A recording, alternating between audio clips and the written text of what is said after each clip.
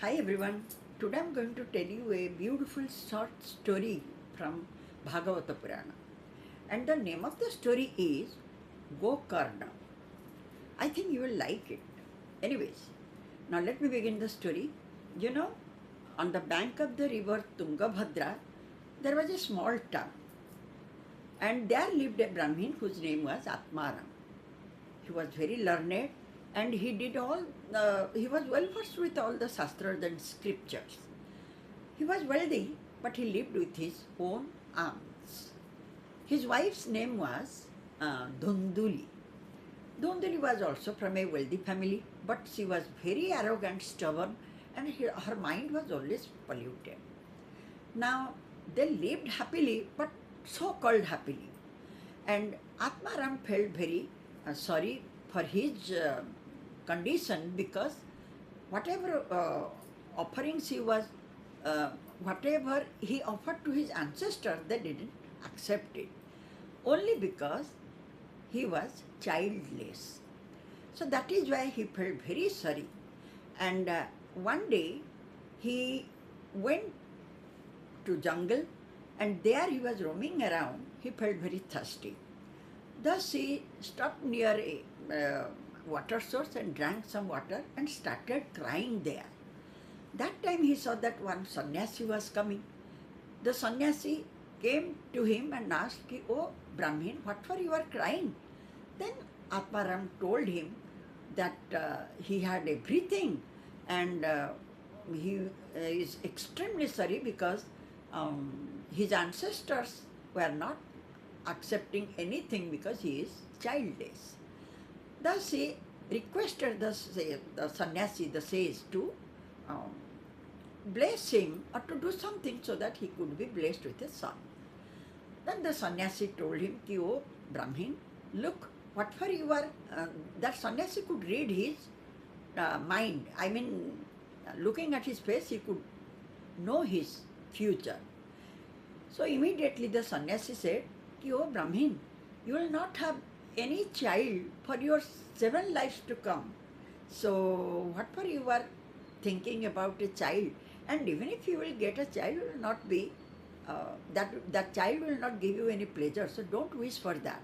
Rather you should engage your mind with Lord's thought." He advised him, but Atmaram repeatedly requested the sannyasi to do something for him. Ultimately, the sannyasi gave him a fruit and told him that give it to your wife, but one thing, for 1 year, she has to follow strict rules, like she has to take the sattvic food and think about the Supreme Lord and do all the good things. Thus he advised and gave a fruit to Atmaram. Atmaram became very happy and came back. He handed over the fruit to his wife and told whatever the sannyasi told him to follow. Like that, he gave it and went away. Now, Dhunduli, her name was Dhunduli. So, Dhunduli thought, as I told you, she was very stubborn and arrogant. So, she thought that, why should I eat this fruit? My tummy will increase and I will look ugly. I can't do any work. So, unnecessarily, why should I call all the troubles? So I will not eat it. And by chance, that time her younger sister came to her. You know, her youngest sister was also not very wise-minded. So she, when Dhunduli told everything to her younger sister, she advised that she was pregnant and when she will deliver the child, she would hand over the child to her and let the fruit be eaten by their cow. So thus Dhunduli gave that fruit to their cow. And her sister also told her to pretend as if she was pregnant. And ultimately Dhunduli pretended that she was pregnant, and in due course of time, when her sister gave birth that child, she handed over the newborn baby to her sister Dhunduli. So at the same time, the cow also gave birth a beautiful child, a beautiful son. But that child's ears were exactly like the ears of the cow. That is why Atmaram, looking at both the children, her wife also gave birth a son, means that the truth he didn't know. Anyways, so both these children, looking at them, Atmaram became very happy, and since the cow's son was looking like his ears were looking like the cow's ears, he kept his name Gokarna, and his son's name he kept as Dhundulikari. Now both the children, they grew up, but they grew up in different directions. Means now Gokarna became extremely wise, and his mind was filled with sattvika dharmas, while this Dhundulikari became exactly opposite. He followed all the wrong paths, and he had very bad companions, and in due course of time he spent all the money what they had, and not only that, he started stealing things from the other's house.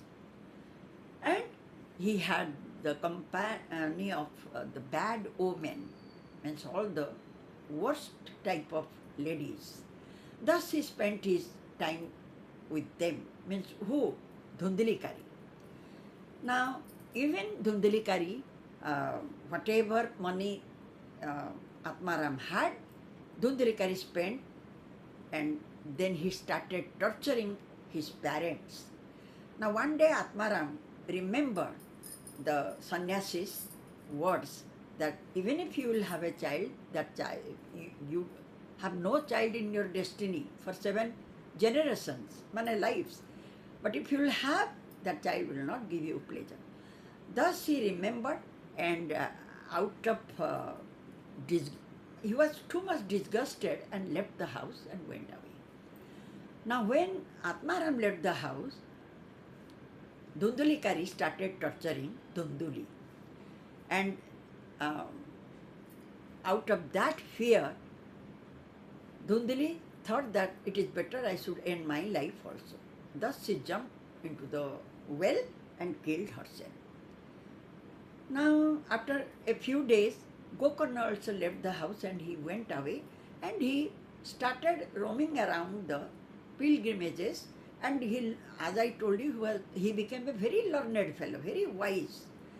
Now one day, as Dhundulikari was completely with the bad omen, this bad omen, they thought that it is better as Dhundulikari had already stolen too many things from others' house. One day he will be caught by the king and he will be killed. Better, and the property will be taken by the king only. So better we should kill him. Thus these omen, they killed Dhundulikari and kept it on their house only. Means in the backyard they dug him. They put him. Now this news came to, means his death news came to Gokarna. Gokarna felt very sorry for his parents and his brother also. Then he did the Shraddha, performed the Shraddha for Dhundulikari in Gaya only. After performing the Shraddha, he came to his own house and slept on the backyard. While he was sleeping, suddenly he saw all the inauspicious signs. I mean, sometimes he saw the he-buffalo, sometimes he saw the terrible form of a person, sometimes the ram, like this he saw.